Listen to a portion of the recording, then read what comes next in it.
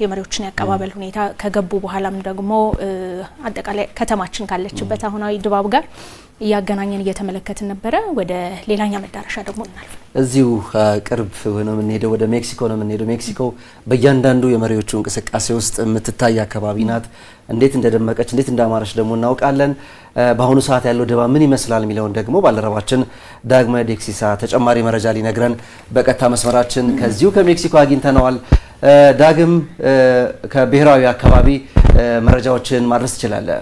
እንደምናመሻችሁ ተመልካቾቻችን፣ እንደምናመሻችሁ ኃይለ ኢየሱስና ውብርስት። እንግዲህ ሀገራችን አዲስ አበባ ኢትዮጵያ የተለያዩ ዓለም አቀፍ ጉባኤዎችን በማስተናገድ ትታወቃለች።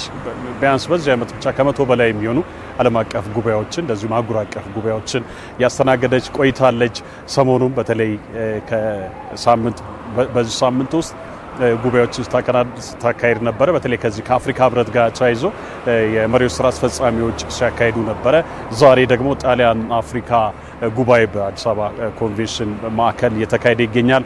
ነገና ከነገ ወዲያ ደግሞ 39ኛው የአፍሪካ መሪዎች ጉባኤ ይካሄዳል። እንግዲህ ከቀን ጀምሮ እኛም በተለያዩ ስርጭቶቻችን በተለያዩ አማራጮቻችን በቀጥታ ስርጭት መሪዎች ወደ ሀገራችን እየገቡ ስናስመለክት ነበረ። እስካሁንም መሪዎች እየገቡ ይገኛሉ። በተለይ አዲስ አበባችን እንደዚህ አይነት ዓለም አቀፍ ጉባኤዎችን የማስተናገድ አቅሟን ያሳየችበት ነው ማለት ይቻላል። ከተማችን በጣም ጽዱ ሆና የታየችበት ነው።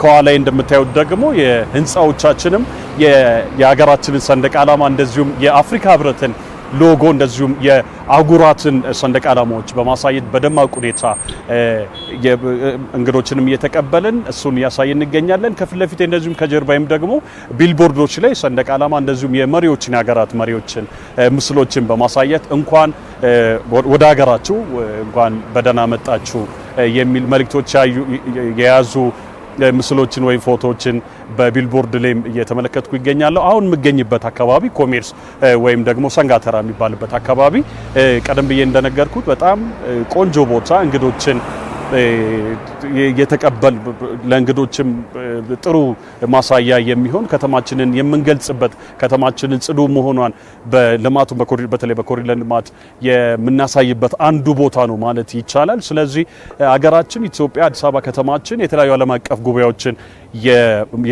ለማካሄድም ዝግጁ ብቁ መሆኗን እያሳየችበት ያለ ሁኔታ ነው ያለውና እንግዲህ ትንሽ ደቂቃዎች በፊትም የተለያዩ ሀገራት መሪዎች አሁን ባሉበት አካባቢም እየሄዱም እየገቡም እንደነበረ ተመልክቻለሁ። በሌላ በኩል ደግሞ በተለይ ነዋሪዎች አሁን ባለውበትም እንደዚሁም ቀንም በተመለከትንበት አካባቢዎች ከአሽከርካሪዎችም እንደዚሁ ሰዎችም የጸጥታ አካላት የትራፊኮች የሚሏቸውን የሰሙ እንግዶችን በሰላም እየተቀበልን ጥሩ አድርገን በትክክለኛ ኢትዮጵያዊነትን የገለጽንበት ሁኔታ ነው ያለውና እንግዲህ ነገና ከነገ ወዲያ ደግሞ ትልቁ የአፍሪካ 39ኛው የአፍሪካ መሪዎች ጉባኤ ይካሄዳል። ይህንንም በደማቅ ሁኔታ ይካሄዳል ተብሎ ይጠበቃል። እንግዲህ አሁን ያለበት አካባቢ በጣም ደማቅ ነው። ቀደም ብዬ እንደገለጽኩት ህንፃዎቻችን የአፍሪካ ህብረት ሎጎ ወይም ምልክቶችን የሚያሳዩበት የመሪዎችን ምስልም ፎቶዎችን በቪዲዮዎች በቢልቦርዶች ያዩበት ነው። እንግዲህ ካሁን በኋላ ደግሞ የተለያዩ አካባቢዎች በመሄድ አዲስ አበባ ምን ትመስላለች፣